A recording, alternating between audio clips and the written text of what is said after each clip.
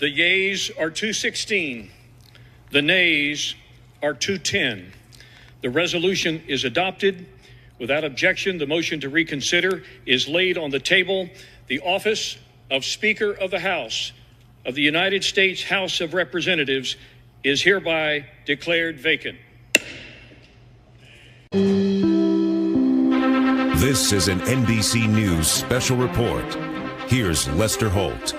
Good afternoon, everyone. We're coming on the air with breaking news and a major shift in power on Capitol Hill. The House just voted to remove Speaker Kevin McCarthy from his post in a high-stakes vote just now on the House floor. It comes after McCarthy, the top Republican, cut a deal with Democrats to avert a government shutdown over the weekend that angered some in his own party whose demands were dropped in the negotiations.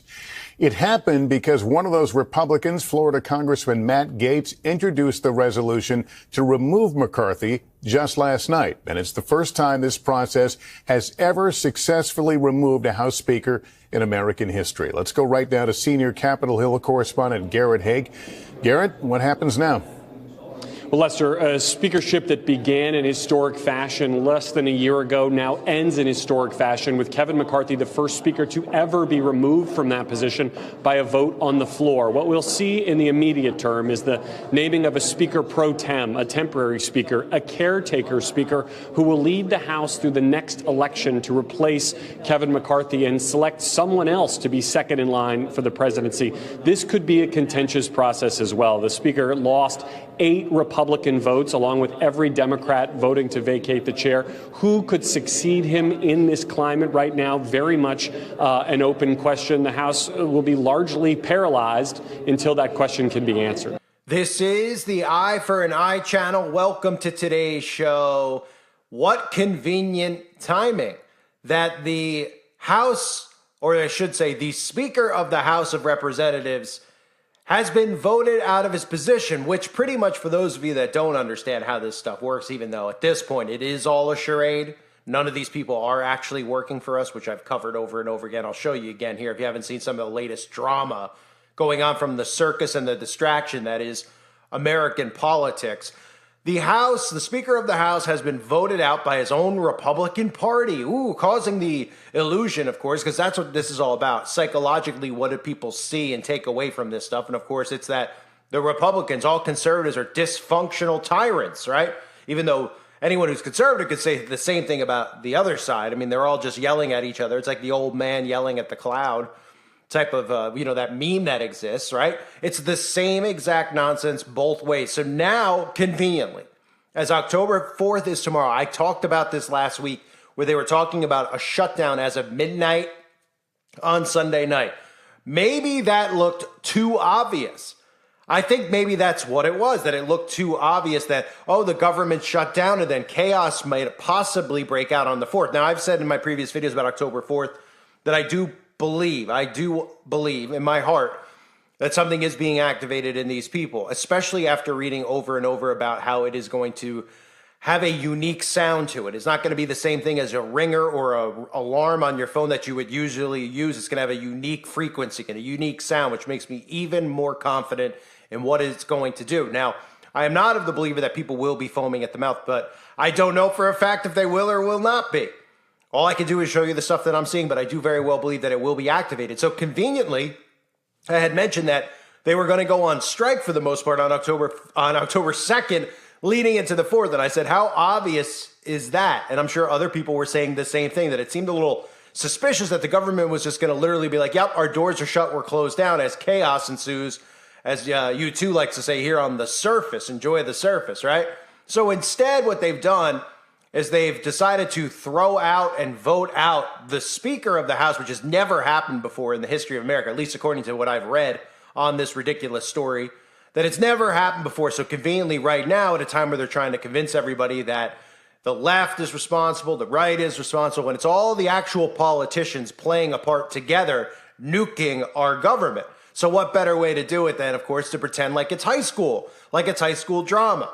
So the other stories that come out of this, of course, obviously with October 4th looming, is that I know that they had said that, well, he can recommend somebody or he made a list of people who could take his place subsequently. But really, it freezes Congress is what it does when the House is shut down. Remember, they teased this 9 months ago. I covered it, or I should say another YouTuber covered it when they were doing it. They teased that there wasn't going to be a Speaker of the House in the government. Nothing could get passed. No bills could get passed. Nothing could be done. It's essentially a shut down Congress without a speaker. It's the same thing here. Even if they put somebody in there temporarily, it would just be for show. They're pretty much waving a flag saying, we're not working for you. Continue to pay your taxes. Continue to oblige by our rules as we continue to sabotage your way of life, to make everybody go broke, to keep everybody fighting amongst each other based on skin, based on gender, based on preferences in the bedroom, based on job title, based on stature, based on this, based on that. And it's working to a T, right? So the timing is perfect. All one has to do is seriously, you take yourself out of what you're seeing, right? Look at all the alt-right channels covering all this stuff like it's real, pulling their hair out, okay?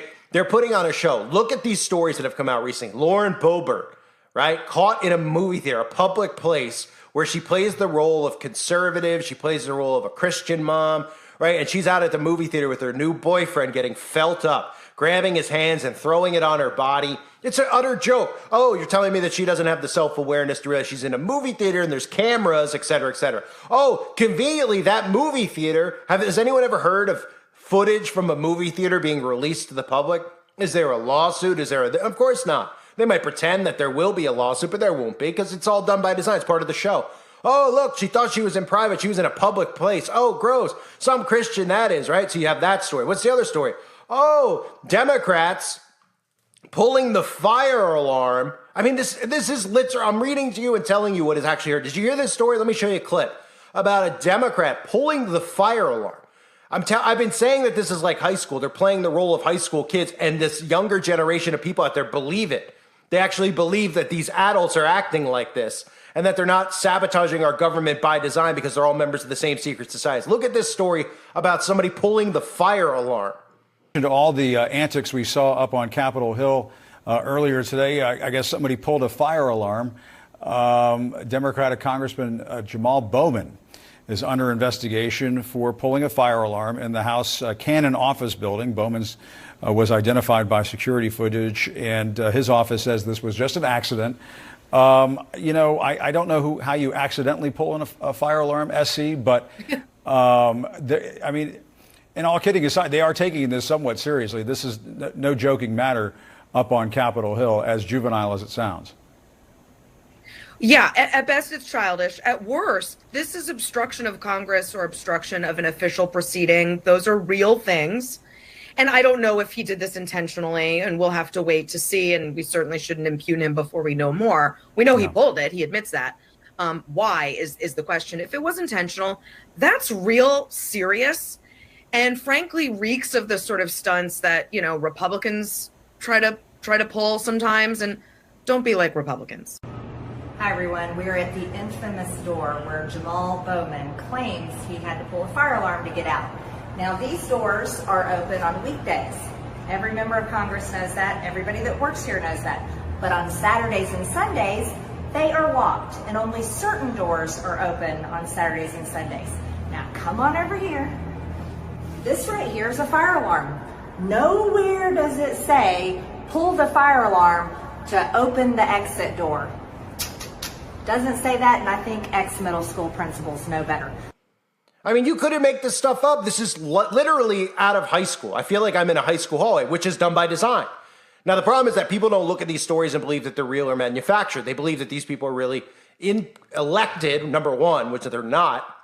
And number two, they believe all of these characters, that they're real. They're playing characters. Look at the characters that Lauren Boebert, Matt Gaetz, the characters that they're playing. Look at the other side, the characters that are being played by Nancy Pelosi, et cetera, et cetera. They know exactly how they look on television. I know everybody wants to believe that these people don't know how they look. They're acting incompetent. They're acting like children by design so that it's believable that this government, when it shuts down and closes for good, that it was because of the incompetency of the government and it was our fault because we elected these people. That's what this is all about. That's what these stories are about. And I think it's very, very suspect that this is happening on the eve of October 4th. It makes me believe even more so that after October 4th, they expect some more things to occur and people will focus their attention on this nonsense, right? Because it does serve as a huge distraction. Now, I'm not a huge believer in the distraction narrative, just like I'm not a believer in, oh, it's all about money. A lot of people always just say, oh, it's all about money. Everything with the magic potion was about money.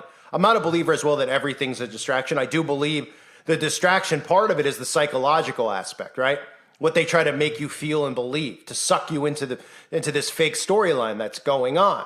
Now, does that mean that they don't distract me? Of course not. I think a lot of the distractions that they create are usually around at time periods where bills and laws get quietly passed. We all know that. They did that with the Patriot Act. They've done it with many bills that have gone through Congress and got passed. They distract you and say, hey, look over here while we're quietly signing this over there, right? A lot of our privacy rights, a lot of the internet rights, they've done that with those types of measures. Here, now you could look at it and say, well, they're trying to distract people from October 4th. That is a possibility. It is a possibility. But don't forget the narrative that they're playing into, which is the incompetency, right? Did anybody see this speech with Biden this week? I mean, it continues on. I've gone over and over and over showing you clips of all the characters in movies that have been portrayed as a president being a bumbling fool. Nobody's been like, why do we have this character? Why is the president always portrayed as a bumbling fool? It's predictive programming for what you're seeing right now. Led the charge in the House along with Major Robert Owens and Tony Coelho. I don't know, as well as Tom Harkin and Bob Dole. They led the fight in the Senate, spending billions of dollars on research and development for health disparities. Everything from, anyway, I won't. Despite this current crisis, the president is putting on his best political face. 6 months ago has plummeted since the hostage crisis began. The CNN Victoria's Secret catalog. Oh, yes, of course. Okay, I'm all right, no problem. I slipped in the crab. Who put that crab there? Don't tell me. There were 2 crabs. They work in pairs. And I'm deeply proud of the work she's doing as First Lady with Joining Forces Initiative. She started with Michelle Obama when she was Vice President and now carries on. There's been a little change in the arrangement of who's on the stage because of the First Lady's husband contracting COVID. But look at this room and what you see. Pardon? That's right. She's fine. It's me. Gotcha. Listening at the door. Looks like we've got our saboteur. That's your wife, sir. Huh? Yeah, so it is. If he gets wind of this, he'll use it against you in the campaign. He'll try to prove that you're incompetent. I can prove that as well as he can. Sabotage. My God, man, what does it mean? We have to tighten security, sir. Find out who's behind it. No. The word sabotage. What does it mean? That when they leave the saloon, the receptionist, the salon, they're maybe going to a saloon, I don't know. I caught part of President Putin's press conference, and he talked about the need for us to be able to have some kind of modus operandi where we dealt with making sure the Arctic was, in fact, a free zone. Welcome to Kingswood Community Center. Actually, that's the one down I used to work. As a joke. You didn't know where we were anyway. But on a serious note, I'm here today at the, How was the speech coming, sir? Huh? Oh, I practiced my A's. Does this look like an A to you? Yes, sir. All right. Thank you, everybody. Have a seat. Have a seat. Thank you. Vice President Biden, Vice President. That was a joke. President Benson. No, you're not. Seen him on television. He's an older man, about my height. But a word of advice. Don't go around calling yourself president. I wouldn't do that, and I don't think you should either. It just doesn't hold water. Target area? It's Minnesota, sir.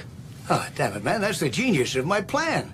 We don't have to traipse all over the world to fight. We can do it right here at home. Sir, the enemy is over there. Then we'll fly them over here. They can bring their relatives. We'll teach them to ice skate. Do I have to think of everything? Biden just playing the role, the robot, the old man, doesn't know what's going on. Kamala Harris doesn't know what's going on, right? And then who would be next in line?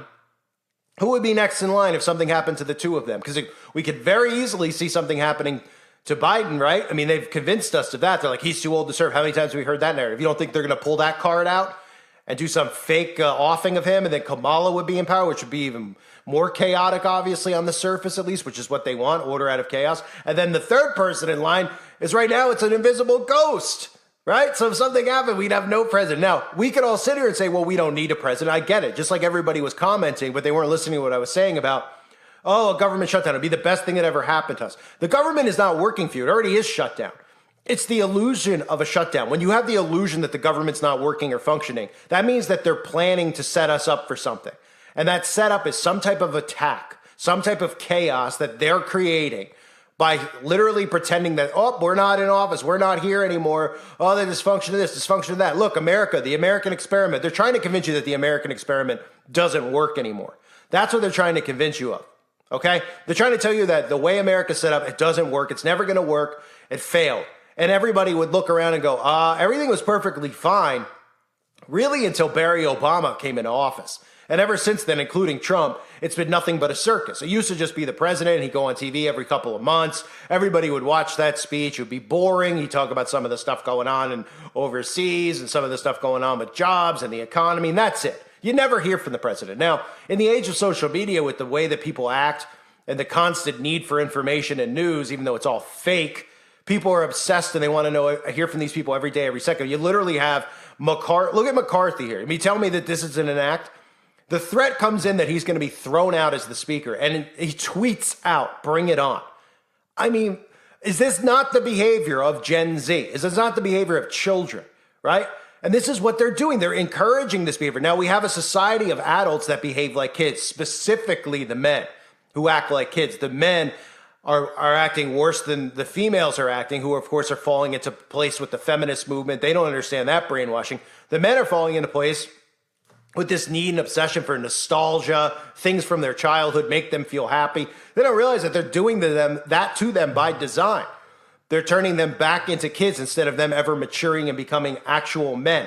So when war comes and all this chaos comes, none of them are going to know how to act. And they're going to bend over and kneel down for the government and give in to them because they've created weak people. It doesn't mean that these are bad people. It doesn't mean you're a bad person. It doesn't mean anything, okay? What it means is if you're a weak person and you're weak-minded, you're sensitive, and you give in to all these things and you're crying for your blankie and your teddy bear in the face of adversity, it means the government's winning because they're weakening you. And they're making you weak at a time where you need to be strong for your family, for your fellow man, for God, for everyone in your life. And most men aren't. So they have everything lined up. It's perfectly aligned right now for absolute chaos to ensue. And you're seeing it done by design in Congress. Again, look at these stories, right? Look at McCarthy tweeting out. Look at the guy pulling the fire alarm. Where do you hear stories like this? Somebody got fondled up at a movie theater, a representative in Congress who claims to be Christian, right? Oh, wouldn't it sound like the same narrative? Oh, the Christian girl at school got caught with her, got caught doing this with the boy in the car, etc., right? And everyone go, oh, that's not a real Christian. Oh, the walk of shame. How guilty, right? Oh, the guy pulled the fire alarm. I mean, this is literally, they're doing it so over the top, which doesn't surprise me because I've said in the past, recently especially, that they get off on this stuff. Like they're doing it so much to a point of mockery that they don't care how fake it looks because they know they're going to get away with it. So they're literally reenacting high school stereotypes, high school scenarios, like pulling the smoke alarm. It's like, oh, somebody pulled the smoke alarm so that they could prevent everyone from taking the test that day and they got out of school early or something along those lines, right? Oh, they pulled the smoke alarm so that the vote didn't go through or they weren't going to be able to vote so that Congress would go into recess. Oh, well, they got that anyway, right? From the same type of behavior. Instead, it's more of a Republican behavior. Oh, infighting. Oh, these people can't get along. These tyrants, these conservative tyrants. This is all a show. It is all done by design. We are being set up as we speak.